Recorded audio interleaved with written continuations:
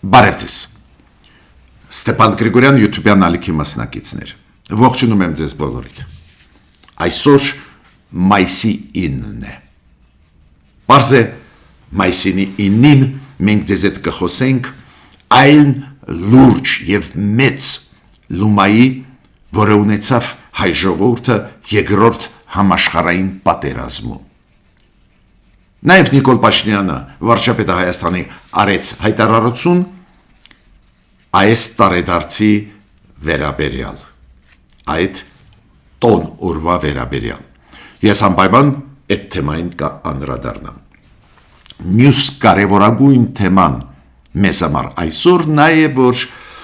3 մայիսի 8-ին սկսվեց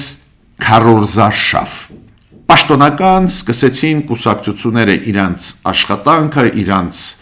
գաղափարախոսությունը առաջ տանել, քարոզել իրենց մոտեցումները, ծրագրերը, հավաքները անել պաշտոնական օրը երեկվանից էր սկսվել,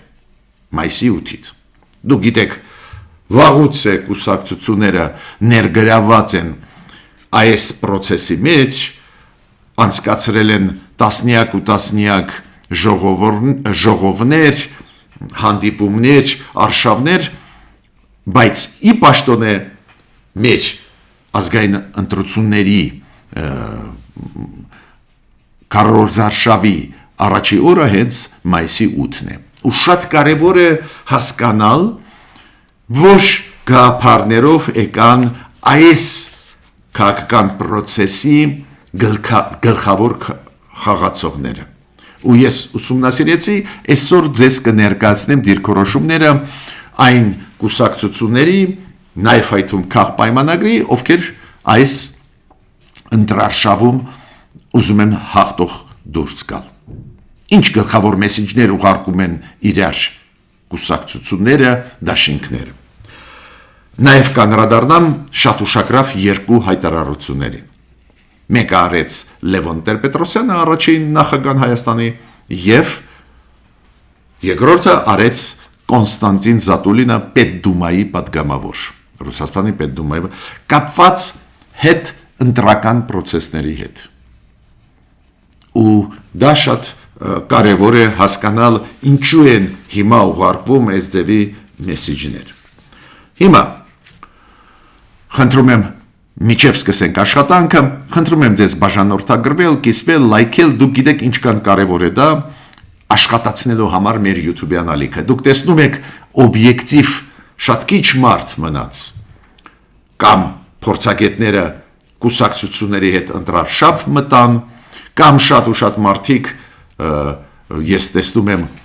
այս կամ այն ուժերի հետ աշխատելով տանում են շատ հստակից, ուրեմն ինչքան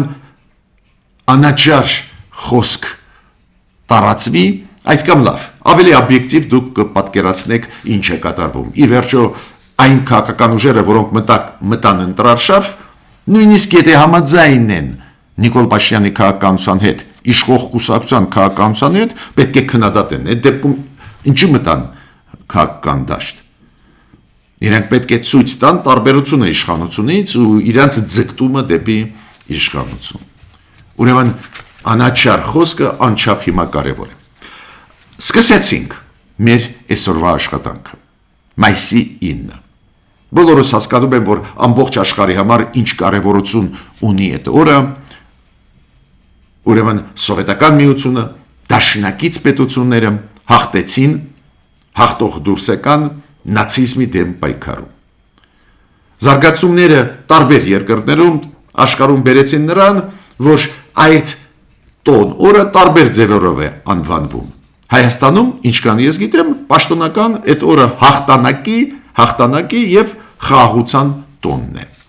Եվրոպայում դա Եվրոպայի օրն է, Եվրոպայի խաղաղության օր է։ Եվրոպայում դա Եվրոպայի եւ խաղաղության օրն է։ Ռուսաստանի համար դա հայրենական պատերազմի օրն է, հաղթանակ հայրենական պատերազմում, այդ օրն է։ տարբեր երկրների համար այդ օրը տարբեր նշանակություն ունի, բայց ընդհանուր առմամբ պարզ է, որ ամբողջ զարգացած աշխարհի համար պարզ է այդ կարևոր տոն է։ Հիմա հայ ժողովուրդը, դուք գիտեք, մեծ լումա ունի այս հաղթանակի մեջ։ Այո, մենք անկախ պետություն չէինք, մենք մտնում էինք սովետական կազմի մեջ, բայց սովետական բանակի միջոցով մեծ լումա ունենք։ Նաև այլ երկրների բանակների միջոցով, դուք գիտեք, օրինակ գեներալներ կային պատերազմի ժամանակ Ամերիկայի բանակում, հայ գեներալներ բարձր աստիճան սպաներ կային Ֆրանսիայի բանակում, այլ երկրների բանակներում։ Ընդհանուր թիվը հայերի, ովքեր պատերազմը մասնակցել են, գնահատվում է կես միլիոնից ավել։ Այդ փոքր ժողովուրդ, փոքր ազգ մենք տվեցինք կես միլիոն զինվոր սպա այդ մեծ process-ի մեջ։ Տարբեր գնահատականներով զոհերի թիվը 350,000-ի է հասնում, կան պատմաբաններ, որ ասում են այդ թիվը նույնիսկ ավելի մեծ է։ Բայց մեծ լումա ունենք, սովետական միության միջոցով պատկերացնում ենք, մենք տվել ենք 100-ից ավել գեներալներ, 5 մարշալ։ Ինչ է դա նշանակում,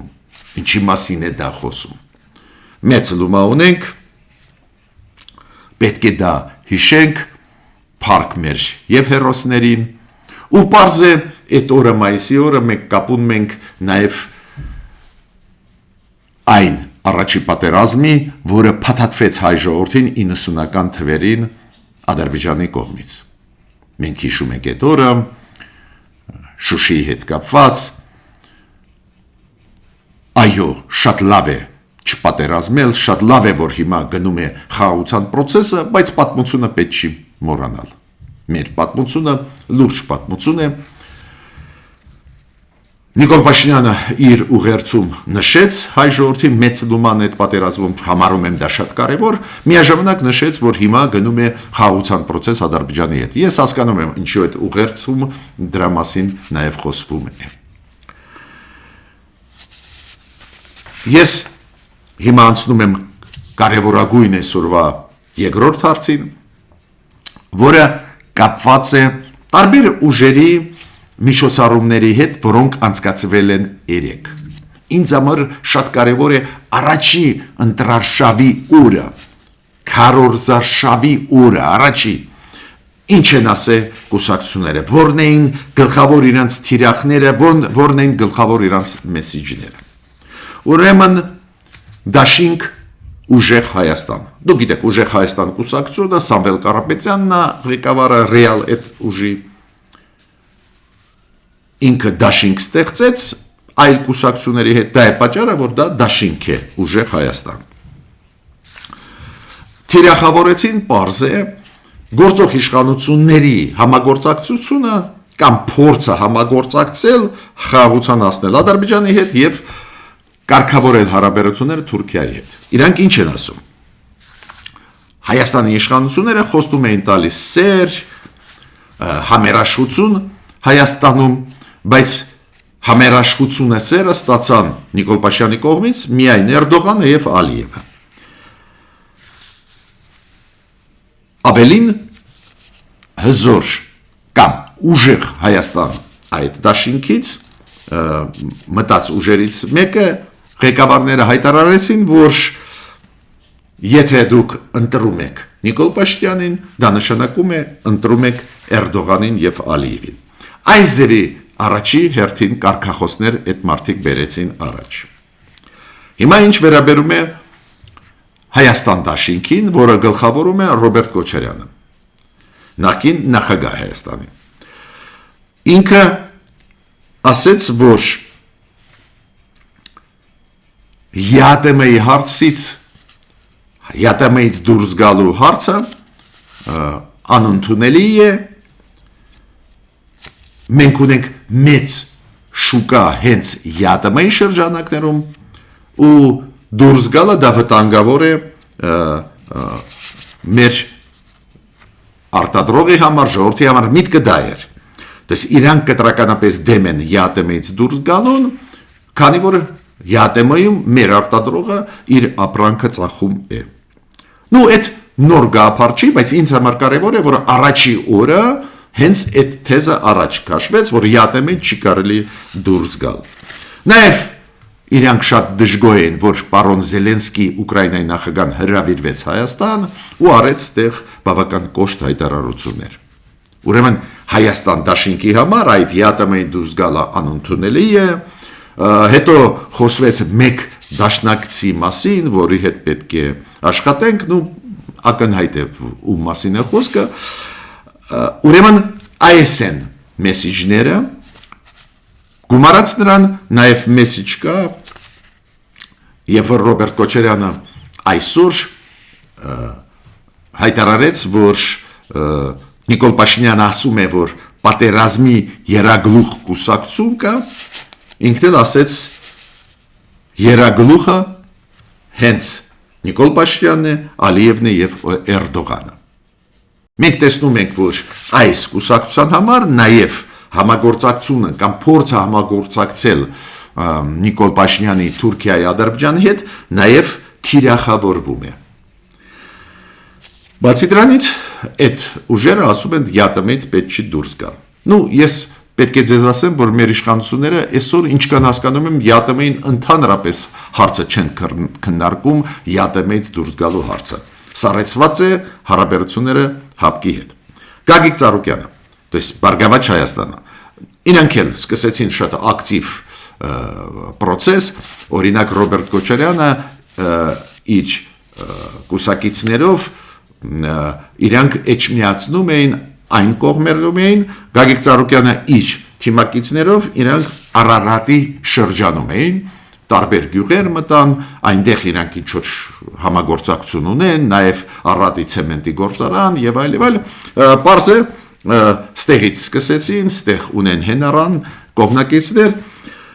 ստեղ էլ մենք լսեցինք այն թեզը, որ ԵԱՏՄ-ից ոչ մի դեպքում դուրս գալ պետք չի, ու այդ թեզերը, որ Ռուսաստանում ապրում են 3 միլիոն հայ, իրանք օգնում են Հայաստանին, եթե ԵԱՏՄ-ից դուրս գանք, վատ կլինի, այդ թեզերը շատ նման են թեզերի, որոնք ասեց Վլադիմիր Պուտինը Ռուսաստանի նախագահ Նիկոլ Փաշինյանին ապրիլի 1-ին։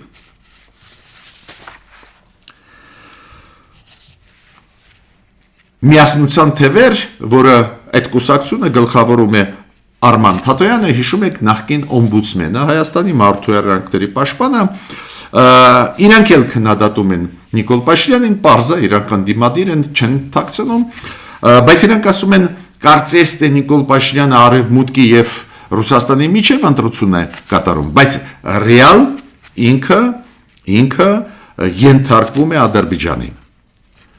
Ադրբեջանն է միայն իր հենարանը ու աջակցողը իրան։ Այս ուժներ թիրախավորում է Նիկոլ Փաշինյանին, քանի որ Ադրբեջանի հետ ինքը փորձում է խաղաղություն հաստատել։ Լուսավոր Հայաստան, Էդմոն Մարուկյան։ Էդմոն Մարուկյանը ինքը գնաց երասխից սկսեց իր ընտրարշավը ու Էդմոն Մարուկյանը լուսավոր Հայաստան կուսակցության ղեկավարը ասեց, որ այստեղ պետք է կառուցվեր գործարան ու Նիկոլ Փաշինյանը ենթարկվելով Ադրբեջանին այդ պահանջին դադարեցրեց շինարարությունը այդ գործարանի։ Ուրեմն ինչ մենք կարող ենք, ինչ եզրակացություն կարող ենք անել, ես ներկայացրեցի 5-6 կուսակցությունների, ովքեր ակտիվ սկսեցին այս ընտրարշավը, գլխավոր մեսիջները նա են, որ Նիկոլ Փաշինյանը քիփ աշխատում է Էրդողանի եւ Ալիևի հետ, Ադրբեջանի եւ Թուրքիայի հետ, մոռանալով այլ խաղացողներին,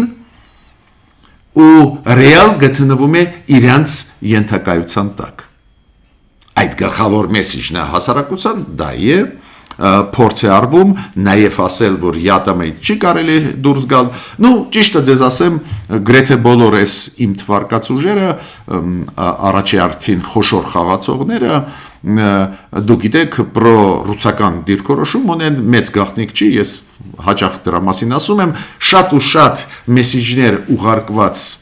Ռուսաստանից կրկնում եմ, դա վերաբերում է առաջի հերթին ուժեղ Հայաստան դաշինքին, Հայաստան դաշինքին, Բարգավաճ Հայաստան կուսակցության, դες շատ ու շատ մեսիջներ, որոնք մենք լսում ենք Ռուսաստանից, մենք տեսնում ենք իրանց ծրագրերում։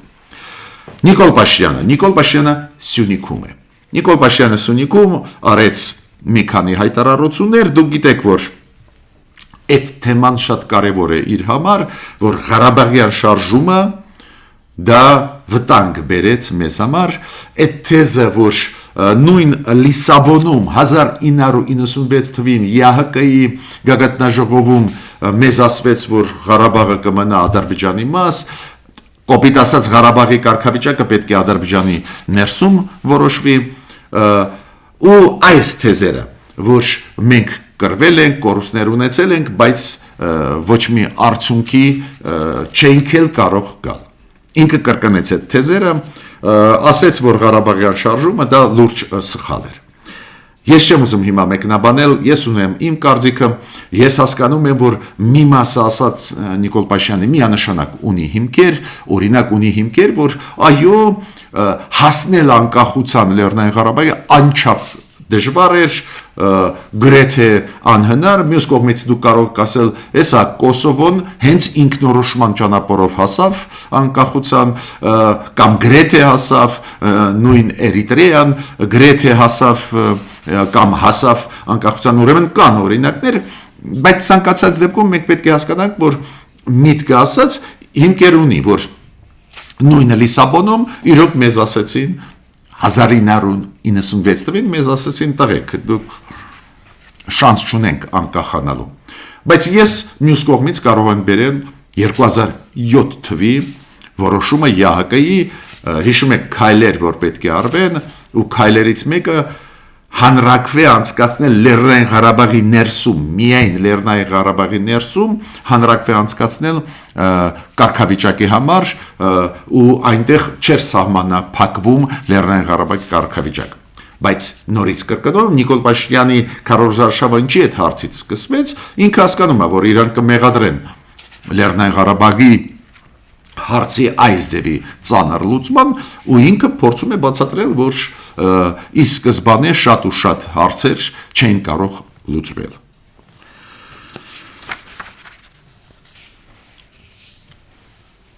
Դուք տեսնում եք պատկերը, մի կողմից քաղաքապայմանագիրը ուղարկեց իր մեսիջները Լեռնային Ղարաբաղի հարցի հետ կապված, Ղարաբաղյան շարժման հետ կապված, մյուս կողմից գլխավոր դիրքորոշումը գլխավոր խաղացողներին, գլխավոր ընդդիմադիր ուժերին, որոնք թիրախավորում են Նիկոլ Փաշինյանի խաղաղության պրոցեսը Ադրբեջանի հետ, համարելով, որ այնտեղ խնդիրներ շատ են, ու թիրախավորում են համագործակցությունը Թուրքիայի հետ։ Հիմա մի քանի խոսք ուզում եմ ասել մի քանի կարևոր հարցերի հետ կապված։ Բայց միջ այդ ես խնդրում եմ Ստեփան Գրիգորյան YouTube-յան ալիքի հետ կապված, աջակցեք մեզ, մեր աշխատանքը տեսնում եք ինչքան կարևոր է, ձեր աջակցությունը մեր YouTube-յան ալիքին շատ պետք է ու նորից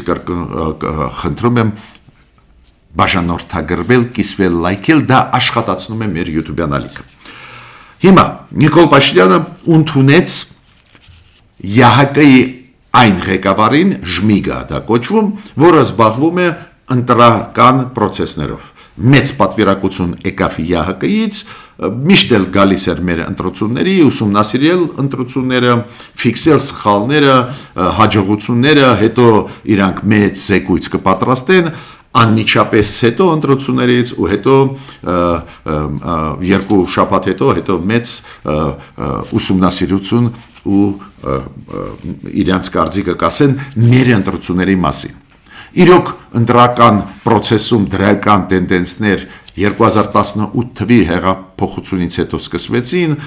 երկու ազգային ժողովի ընտրություններ անցան այս ժամանակահատվածում 18 թվին դեկտեմբերի հիշում եք եւ 2021 թվի հունիսին։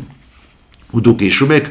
ռեալ նույնիսկ բողոքներ չներկայացրեցին անդիմադիրները, ինչքան էլ աղմուկ չէին բարձրացնում, իրոք գործող իշխանությունները կարողացան երկու ազգային ժողովի ընտրություններ շատ հաջող անցկացնել, հույսով եմ, որ հիմա նույնը կլինի, չեն լինի բռնություններ, լցոնման պրոցեսներ, ավելի ազատ,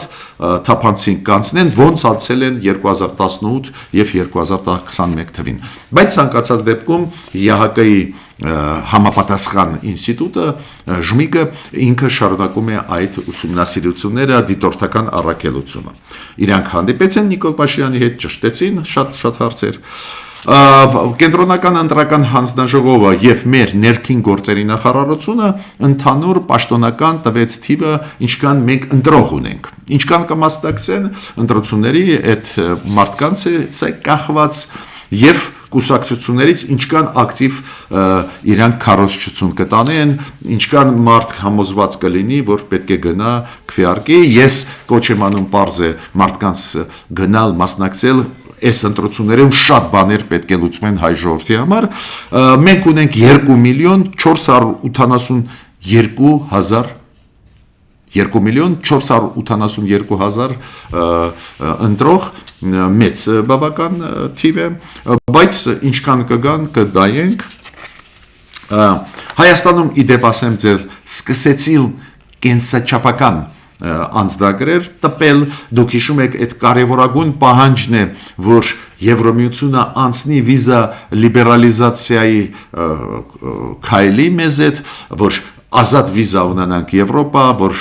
այս կամ ծանր հերթերում չկանգնենք, վիզաները ստանալը հիմա Շենգեն շատ բարդացել է, դա կարելի է հասկանալ Եվրոպային, իրանք անօրինական միգրացիայից շատ են վախում, այդ պրոցեսները շատ են վնաս հասցնում Եվրամիությանը, բայց Հայաստանը ճիշտ ճանապարհով է գնում, աշխատում է, որ վիզա լիբերալիզացիա լինի, բայց ուզում եմ զգուշացնել առանց սահմանների կառավարման էֆեկտիվ ու առանց լավ փաստաթղթերի պաշտպանված, առանց անձնագրերի պաշտպանված վիզա լիբերալիզացիան կյանքում չի լինի ու շատ կարևոր քայլ արեց Հայաստանը ու նաև ներքին գործերի նախարարությունը այդ հարցի պատասխանատու է ու Արփինե Սարգսյանը ներքին գործերի նախարարը այդ հարցով հենց հայտարարության հանդես եկավ, մենք տեսանք այդտեղ որտեղ որ այդ անձնագրերը պատրաստվում են, ինքը ստորագրում էր այդ փաստաթղթերը, սկսեցին տպել մեր կենսաչափական անձնագրեր։ Լավ դրական պրոցես է։ Հիմա ուզում եմ ասել Կոնստանտին Զատուլինի հայտարարության մասին, Ռուսաստանի Պետդումայի պատգամավոր, բոլորը իրան լավ ճանաչում են, պետք է ասեն, որ Ռուսաստանում գնում է արշավ Հայաստանի դեմ ուղղված։ Ռուսաստանում տարբեր հարցերի հետ կապված, Զելենսկու այցելության հետ կապված, Ալեն Սիմոնյանի հայտարարությունների հետ կապված, Նիկոլ Փաշինյանի հայտարարությունների հետ կապված, մեր համագործակցության հետ կապված, Եվրոպայի հետ, աշխարհի հետ մեծ արշավ է գնում Հայաստանի սուվերենության դեմ ու ինչ է ասում Զատուլինը։ Այդ նոր տար է, Զատուլինը ասում է, որ Ռուսաստանի կառավարությունը ոչ մի դեպքում չպետք է ճանաչի ընտրությունները Հայաստանում։ Ինքը ասում է Նիկոլ Փաշինյանը չունի շանսեր հաղթող դուրս գա, ուրեմն մանիպուլյացիան կլինեն, ուրեմն պետք չի ճանաչել։ Ու ինքը ասում է ավելի, եթե նույնիսկ ինքը մաքուր ընտրվի, պետք չի ճանաչել այդ ընտրությունները, որ իր լեգիտիմությունը մենք չճանաչենք։ Ու հիմա ինչով է ինքը բացատրում։ Ինքը ասում է Նիկոլ Փաշինյանը տանում է Հայաստանը դեպի Եվրոպա։ Դες Նիկոլ Փաշինյանը փոխում է Ռուսաստանից։ Այդ իրանց մեկնաբանությունն է, ոչ մի տեղ չի տանում Ռուսաստանից Նիկոլ Փաշինյանը ու ոչ ոք չի տանում Նիկոլ Փաշինյանը փորձում է բազմավեկտոր քաղաքականություն վարել, փորձում է ավելի, ես կասեի այդպես, վստահելի գործընկերներ ձեռք բերել։ Մենք այդ քաղաքականության հետ կարող ենք շատ ու շատ համաձայնվենք, շատ կան տարեր, որ մենք էլ առաջարկություն ենք անում կառավարությանը, բայց ճիշտ ուղղություն է փորձել պաշտպանությունը ապահովել Հայաստանի հենց բազմավեկտոր կամ բալանսավորող քաղաքականության միջոցով։ Ռուսաստանին պարզադուր չի գալիս, բայց իրենք իրենց մեկնաբանությունն են տալիս, որ իբր Նիկոլ Փաշինյանը փոխում է Ռուսաստանից, տանում է ուրիշ տեղ, մեր ժողովուրդը ցույց տվեց իր կամքը, որ շատ ու շատ մեր քաղաքացիները ուզում են, որ մենք Եվրոպայի հետ ընտրվենք, ուրեմն ոչ ոք ոչ միտեղ Հայաստանը չի տանում, Հայաստանը գնում է իր ճանապարհով։ Բայց այս վտանգավոր շատ թեզ էր։ Թեզը ինչու՞մ է կայանում։ Կոնստանտին Զատուլին ասում է, որ Նիկոլ Փաշինյանը եթե ընտրվի, Ռուսաստանը չպետք է ճանաչի այդ ընտրությունները, լեգիտիմությունը իր չպետք է ճանաչի։ Ու նույնիսկ եթե ընտրությունները մաքուր անցնեն, ինքը ասում է, այնուամենայնիվ Ռուսաստանը չպետք է ճանաչի այդ ընտրությունների արդյունքները։ Ու մյուսը Լևոն Տեր-Պետրոսյանը առաջին նախագահն Հայաստանի դա եղել է մայիսի 2-ին ինքը արեց մի հայտարարություն, որի վրա ես ուշադրություն դարձրեցի, որ իրան մտահոգում են ոչ թե այս բանավեճերը միջև ընտրության օրը, այլ զարգացումները ընտրության օրից հետո, հետ ընտրական զարգացումները։ Նու ես ենթադրում էր, որ Նիկոլ Փաշինյանը նկատի ունի, որ կարող են լարված վիճակ լինի ընտրություններից հետո եւ այլ եւ այլ։ Ես չեմ տեսնում տարբերակ, որ լարված վիճակ լինի, քանի որ չեմ տեսնում ցանկություն իշխանությունների մոտ, ասենք ֆալսիֆիկացնել ընտրությունները, ինչ անում էին նախկինները։ Հիշում եք, բռնի ուժով կիրառելով լցոնման process-ներ, ծեծ ջարդեր տեղամասերում այս ընտրությունը, այս իշխանությունները այս մեթոդներից հրաժարվեցին, ուղի հակառակը գնում է պայքար ընտրակաշարքների կամ հնարավոր ընտրակաշարքների դեմ, ու ես ճիշտ ասած չեմ տեսնում տարբերակ, որ ինչ որ մեծ բողոքի ակցիաներ լինեն ընտրություններից հետո, հաշվի առնելով այս փորձը վերջի երկու ազգային ժողովի ընտրություններին։ Բայց ձեր ուշադրությունը այդ մտավախությունների վրա ուզում էի դարձնել։ Ավարտեցի իմ ելույթը, մինչ նոր հանդիպումներ։